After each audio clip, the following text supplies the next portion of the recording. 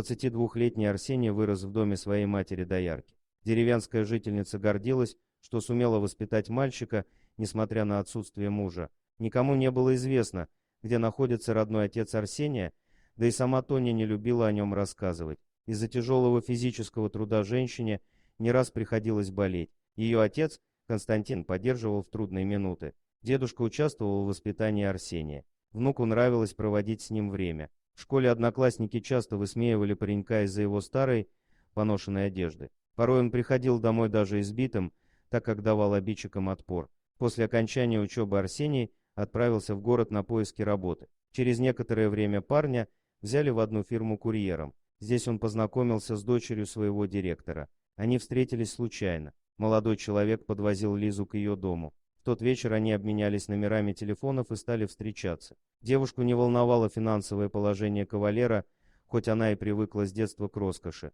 Однако родителям Лизы будущий зять не пришелся по душе. «Если не оставишь мою дочь в покое, пеняй на себя», требовал от парня Герман Станиславович. «Ты у меня водитель, не более того, но мы любим друг друга», отвечал ему Арсений. «Пошел вон, щенок», кричал разъяренный мужчина. Однако после продолжения свидания водителя с дочерью Герман подставил молодого курьера. Арсений не смог на суде доказать, что не терял ценных бумаг, а Лиза заняла сторону отца. В итоге паренек вернулся в родную деревню. Семья приняла его. Однажды, возвращаясь из магазина, Арсений нашел щенка. Животное скулило в грязной канаве, и парень вытащил его. «Привет, дружище, буду твоим хозяином», — заявил он найденышу. С тех пор Снежок стал любимцем семьи Арсения. Вскоре Тоня серьезно заболела. Женщине потребовались дорогие лекарства. Сын не знал, как быть, где раздобыть столько средств на лечение матери, и он решил отправиться вахтовиком в другой конец страны.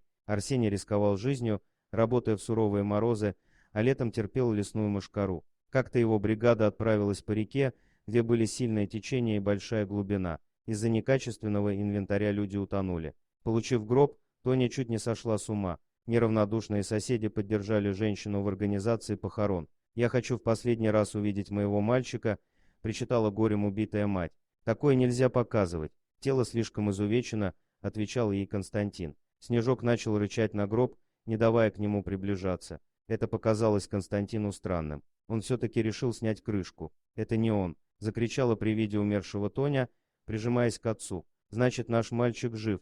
Они позвонили в компанию, где трудился Арсений. Сотрудники фирмы пообещали разобраться во всем. Оказалось, что тело принадлежало парню из соседней деревни. Родственники забрали гроб с погибшим в тот же день. Сестра Вера сильно горевала по своему брату. «Как же я буду теперь без него? Он был моей опорой», — жаловалась девушка родителям Арсения. «А ты у нас оставайся. Места всем хватит», — предложила ей Тоня. Так Вера осталась жить у них. Снежок ходил за ней по пятам, выпрашивая ласку и провожая везде. Однажды семья узнала, что Арсению удалось выжить. Его нашли на берегу местные жители. Парня обогрели и предоставили работу. Но молодой человек потерял память, и вспомнить что-то о родных он не смог. Лесничий Матвей Степанович помог освоиться Арсению. Пожилой мужчина приютил его к себе. Как-то, перебирая старые газеты, парень увидел заметку о трагедии, которая произошла около года назад. Вдруг его осенило, когда он засмотрелся на фото бывших коллег «Мы же были вместе». Я вспомнил, и он засобирался домой. На тот момент Арсений уже зарабатывал на рыболовстве и вернулся к семье. Перед этим он поблагодарил дядю Матвея за свое спасение, пригласив мужчину в гости.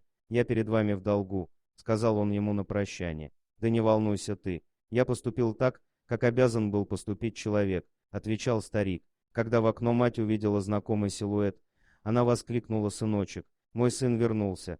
После их радостной встречи Арсений отправился на могилу друга, с которым работал в тот трагический день. У оградки он увидел своего любимого пса Снежка, а рядом с ним Веру. Молодые люди разговорились. Девушка очень понравилась Арсению. Горькие переживания сплотили пару, и у них завязался роман. Вскоре он сделал деревенской красавице предложение. На пышную свадьбу собралось почти 2 деревни. Дорогие друзья, если вам понравилось видео, поставьте лайк, а также подписывайтесь на канал, где найдете еще много интересного.